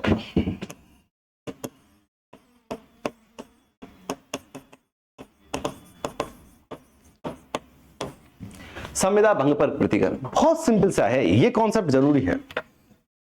देखो भाई, अगर मैं कोई कार्य करूं, कोई गलती करूं, तो मुझे सजा देने के लिए कोर्ट है। अगर देश में कोर्ट ही ना हो तो क्या होगा? अगर लॉ ही ना हो तो क्या होगा? चलो मुझे ये बताओ। एनआरकी आ जाएगी। एनआरकी समझते हो? अराजकता। माइट इज राइट, जिसकी लाठी उसकी भैंस, जिसको बोलते हैं जंगल राज। जंगल राज समझते हो? जंगल में भी कानून होता है। कानून क्या होता है? खाओ और अपनी जान बचाओ। हर जीव का यही होता है कि अपना भूख मिटाता है, अपनी जान बचाता है, इसके चक्कर में दौड़ता रहता है। और कानून में ऐसा नहीं है। हमारे देश दुनिया में जो कानून है, ये हमें और सिविलाइज्ड बनाता है। क्या बनाता है? सिविलाइज्ड, समाजीकरण। हालांकि अरस्तु ने तो कहा था मनुष्य इज सोशल एनिमल, जानवर, इंसान भी सामाजिक पशु है। हाँ बिल्कुल क्लियर करता, पर एक्चुअली हम थोड़े सामाजिक हैं। तो क्वेश्चन है कि हम काम करते हैं, काम में गलतियां हो जाती हैं, कुछ जानबूझ के करते हैं, कुछ अनजाने में कर देते हैं। तो अनजाने में की गई गलती माफी योग्य होती है, क्योंकि उसमें इंटेंशन नहीं होता। पर कुछ गलतियां इंटेंशनली की जाती हैं। इंसान का स्वभाव है कि वो इंटेंशनली गलती करता है, और पूरी दुनिया का एकमात्र जीव है जो इंटेंशनली गलती करता है, जानबूझकर पाप करता है, जानबूझ के गड़बड़ करता है। शेर भी नहीं करता बेचारा, खूब मांस खाता है, पर इतना ही जितना पेट भर जाए। पेट भर गया तो दूसरा आदमी नहीं मारेगा, दूसरा प्राणी नहीं मारेगा, शौक के लिए नहीं मारता। पर इंसान क्या होता है? कानून का उल्लंघन करता है। क्लियर? लालच होता है, ईर्ष्या होती है, झगड़ा होता है। ईर्ष्या भी तो होती है हमें। ये कोई ज्यादा पड़ जाए तो हमें गुस्सा नहीं आता, किसी के पास ज्यादा पैसा हो जाता है तो गुस्सा आ जाता है। मुझे तो आता है बहुत ज्यादा, मुझसे ज्यादा किसके पास? किसी के पास नहीं। दुनिया में जिसको जो चाहिए वो मुझसे सबसे ज्यादा चाहिए, मुझे ही चाहिए। किसी के पास हो ना हो, इज्जत, हर आदमी इज्जत चाहता है, ये मानवीय स्वभाव है। चलो ये अलग बात है। तो अब कहानी होती है कि इंसान गड़बड़ करता है तो क्या कॉन्ट्रैक्ट में कर सकता है? एग्रीमेंट किया, उसने मुझे पैसा दे दिया, मैंने उसका काम नहीं किया, क्या ये मैं कर सकता हूं? बहुत सारे लोग करते हैं, हो जाता है, कुछ लोग जानबूझ के करते हैं। क्लियर? आपने सामान पैसा दिया, उसने सामान दिया ही नहीं आपको, क्या संविदा भंग हो गई? संविदा भंग मतलब ब्रीच, क्या संविदा को तोड़ा गया? होता है ऐसा? बहुत सिंपल सी बात है। आपने कोई काम के लिए आपने कोई काम किया, उसने पैसा ही नहीं दिया। आपने पेट्रोल डलवाने के लिए पैसा दिया, उसने पेट्रोल ही नहीं डाला, गड़बड़ कर गया उसने, क्या उसने भंग कर दिया? कि जो व्यक्ति अपने वचन का पालन नहीं करता है, या अधूरा पालन करता है, या गलत पालन करता है, वो क्या करता है? संविदा का भंग करता है, संविदा को ब्रीच करता है। क्लियर? संविदा को समाप्त नहीं करता, संविदा का उल्लंघन करता है। पर क्या इस उल्लंघन से जो दूसरा पक्षकार है, जिसने अपना कर्तव्य पूरी तरह से निभाया, अपना वचन पूरी तरह से निभाया, क्या उसको नुकसान हो जाता है? नुकसान होता है? होता ही है भाई। जो आदमी सही ढंग से काम कर रहा है उसको नुकसान हो रहा है, और जो आदमी बेईमानी कर रहा है उसको फायदा हो रहा है। लॉ का उद्देश्य ये तो नहीं होना चाहिए। लॉ का उद्देश्य तो यह है कि जो व्यक्ति अपने कर्तव्य का सही ढंग से पालन कर रहा है, उस व्यक्ति को उसका लाभ मिलना चाहिए। एग्रीमेंट का भी उद्देश्य यही है, लॉ का उद्देश्य है, तो संविदा विधि का भी ये उद्देश्य है। पर मान लीजिए किसी व्यक्ति ने अपने वचन का पालन नहीं किया और संविदा को भंग कर दिया, तो क्या वो व्यक्ति जिसने संविदा को भंग किया है, क्या वो उस व्यक्ति को प्रति कर देगा जिसने अपने वचन का पालन किया था? जिसने the person who perform on promise can take the compensation from breacher से, फ्रॉम नहीं, जॉन्स भी नहीं, आमने सामने की बात है। जैसे आमने सामने की, कि मैंने यहां पढ़ाया आपको, सुंदर जी ने मुझे एक सर्टेन अमाउंट तय कर रखा है कि इतने देर पढ़ाओगे तो इतना पैसा दूंगा। अब सुंदर जी चले गए यूनिवर्सिटी, मुझे पैसा कौन देगा भाई? क्या मैं इन पे केस कर सकता हूं? क्या इनसे कंपनसेशन ले सकता हूं? हालांकि ऐसा नहीं होगा, नहीं, पर ये जस्ट एग्जाम्पल है। क्लियर? एक एग्जाम्पल की बात करते हैं। तो कोई व्यक्ति अगर परफॉर्मेंस कर रहा है और अपना काम कर रहा है, और दूसरा व्यक्ति अपने वचन का पालन नहीं कर रहा है, तो पहले को नुकसान हो जाएगा, उसको बोलते हैं ब्रीच। क्या ब्रीच पर कंपनसेशन मिलता है? जिसका नुकसान हुआ है उसको प्रतिकर मिलना चाहिए, नेचुरल जस्टिस भी यही कहता है, तो संविदा का एक्ट क्यों नहीं कहेगा? क्लियर? तो 73 कहता है ये बात, compensation for the breach of contract. ठीक है, इतनी सी बात है। हाँ, फॉर एग्जांपल, हाँ, कॉन्ट्रैक्ट किया किसी ए या बी पर्सन के बीच में कॉन्ट्रैक्ट हुआ, ठीक है। अगर किसी रीजन से वो सिचुएशन ऐसी रहती है कि वो उसका ब्रीच करता है, नहीं, एक्चुअली सिचुएशन ऐसी, अगर दोनों का ही कंट्रोल नहीं है और वो अब सिचुएशन ऐसी हो गई कि उसको पूरा नहीं किया जा सकता, वो 56 में चला जाएगा, वो शून्य हो जाएगा कॉन्ट्रैक्ट। की गलती की वजह से अगर ब्रीच कर रहा है, नहीं खुद तो भैया कंपनसेशन देना पड़ेगा। हाँ, नहीं, पहला तो क्वेश्चन है कि जो व्यक्ति 73 ये कहता है, देखो वो सिंपल समझ लो एक बार, फिर मैं आगे बढ़ते हैं। 73 ये कहता है कि जो व्यक्ति गलती करता है, अपने वचन का पालन नहीं करता है, वो कंपनसेशन देगा। क्लियर? 74 ये कहता है कि मान लीजिए कोई भी व्यक्ति परफॉर्मेंस करवानी है और वो सुविधाएं नहीं देता परफॉर्मेंस की, तो जो अर्नेस्ट मनी है, जिसको बोलते हैं ना साई की राशि, वो जब्त कर लेगा। 74 से उदाहरण ये है कि आपके घर में शादी है, आप गए हलवाई के पास, बैंड वाले के पास, गार्डन वाले के पास, और सबको बुक कर दिया आपने, घोड़ी वाले को भी, कि भाई उस दिन की शादी है, आपको तैयार रहना है। क्या बुक करते टाइम आप उसको कुछ पैसा दोगे? क्या बिना पैसा दिए वो बुक हो जाएगा? एक पर्टिकुलर राशि, जिसको बोलते हैं साई की राशि, अर्नेस्ट मनी, पेशगी दी, हलवाई को मान लीजिए 25,000 तय किया, 2500 रुपए दे दिए, तो अब हलवाई दूसरी बुकिंग नहीं लेगा, उस तारीख को फ्री रहेगा उस शादी के लिए। ये समझ में आया? परंतु अब क्या हुआ, किसी रीजन से शादी टूट गई, अब शादी नहीं हो रही है, तो क्या हलवाई से आप वो 2500 रुपए मांग सकते हो? नहीं मांग, नहीं मांग, शादी टूट चुकी है, हलवाई को हमने 2500 रुपए दिए थे, बुकिंग नहीं लेगा दूसरी, हमारे आगे खाना बनाएगा। क्लियर? परंतु अब शादी टूट गई, अब हलवाई से हम खाना नहीं बनवा रहे, तो क्या हलवाई 25,000 मांग सकता है कि मैं तो फ्री था 25,000 दो? पर उसने काम नहीं किया। भाई काम तो तभी मिलेगा जब खाना बनाता, खाना बनवा ही नहीं रहे। परंतु क्या होता है कि उसने दूसरी बुकिंग ले ली, तो जो अर्नेस्ट मनी थी, जो पेशगी थी, वो हलवाई वापस नहीं करेगा, क्यों? उसका भी तो नुकसान हुआ है। अगर ये पेशगी नहीं होती तो वो दूसरी देता, तो उसमें 25,000 मिलते। क्लियर? ये समझ में आया? ये 74 कहता है, इतनी सी बात समझ में आई। और 75 ये कहता है कि क्या कॉन्ट्रैक्ट को खत्म करने वाला व्यक्ति कंपनसेशन मांग सकता है? यही गणित है। मान लीजिए कि सर ने मेरे साथ कॉन्ट्रैक्ट किया कि आप डेली आओगे और पढ़ाओगे, इतने पैसा मिलेगा आपको पर डे का। मैं डेली आता हूं, पढ़ाता हूं और फिर चला जाता हूं। एक दिन मैंने इनको इन्फॉर्म किए बिना मैं छुट्टी मार गया, आप लोग आए तो क्लास नहीं हुई। फिर क्या ये अब कॉन्ट्रैक्ट समाप्त कर सकते हैं? क्या ये कॉन्ट्रैक्ट समाप्त कर सकते हैं? यस, कर सकते हैं। करने के बाद कि एक दिन मुझे दूसरा टीचर बुलाना पड़ा, आप नहीं आए थे, उसका पैसा आप ही दोगे, क्या मुझसे मांग सकते हैं? तो कॉन्ट्रैक्ट क्यों नहीं मांग सकते? मैं नहीं आया, इनको आनंद फानन में दूसरा टीचर करना पड़ा, उसने ज्यादा पैसे मांगे, ठीक है, वो पढ़ा के चला गया, इन्होंने मेरा एग्रीमेंट कैंसिल कर दिया, तो कॉन्ट्रैक्ट किसने खत्म किया? इन्होंने। और कॉन्ट्रैक्ट के बाद क्या कंपनसेशन मांग सकते हैं मुझसे? 75, सामान्य सी बात है। क्लियर? कॉन्ट्रैक्ट समाप्त करने वाला भी क्या मांग सकता है? कंपनसेशन। समझ में आया? चलिए ठीक है, उसने ब्रीच नहीं किया है, उसने समाप्त किया है, मैंने ये बोला, ठीक है।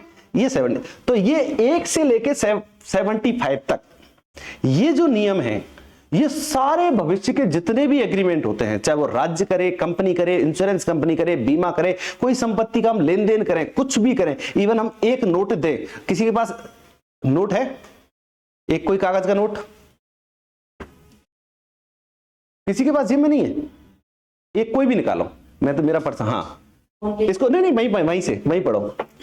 ये जो नोट है, ये कागज है, इसको खोलो, खोल लिया। अब इसमें ये पढ़ो कि मैं धारक को 50 रुपए देने का वचन देता हूं, लिखा हुआ है। नीचे किसके साइन है? गवर्नर के, आरबीआई के। ये कागज का टुकड़ा, अगर सामान्य कागज का टुकड़ा अगर एक सफेद काटोगे ना, उसकी कोई वैल्यू नहीं है, इस कागज के टुकड़े की 50 रुपए की वैल्यू है। और इस चीज से लिखे हुए से ये कौन वचन दे रहा है? आरबीआई का गवर्नर वचन दे रहा है हमें, ये एग्रीमेंट है हमारा उसके साथ कि भैया इसकी वैल्यू 50 रुपए है, 50 रुपए की कोई भी चीज आएगी इससे। तो आरबीआई के गवर्नर ने हमने हमारे साथ वचन दे रखा है, ये एग्रीमेंट है उसके साथ। हम हर आदमी जो पैसे लेके घूम रहा है ना, वो एग्रीमेंट करके रखा है आरबीआई से। समझ आया? और अगर इसका कोई 50 रुपए की वैल्यू नहीं दे तो आप केस कर सकते हो आरबीआई पे कि ये नोट नहीं चला, रख तेरा दूसरा दे, और नहीं होगा तो सोना देगा। बिल्कुल, इसके बाद सोना मारक मूल्य होता है, सरकार जितने भी नोट छापती है उतने का सोना रखती है कि कल को नोट नहीं चले तो सोना देना पड़ेगा हमें। अरे इकोनॉमी है, बहुत सारी चीजें हैं। क्लियर? तो ये एग्रीमेंट है, हम रेगुलर करते हैं। समझ आया? तो इनको, इसके बाद जितने भी आगे वो स्पेसिफिक हो जाते हैं, परंतु ये नियम उन पे सब पे एग्जैक्ट लागू होते हैं। क्लियर? इसलिए ये कॉन्ट्रैक्ट फर्स्ट क्लास में पढ़ाया जाता है। चलिए क्लास ओवर, वेलकम वेलकम। ठीक है, आज की काफी।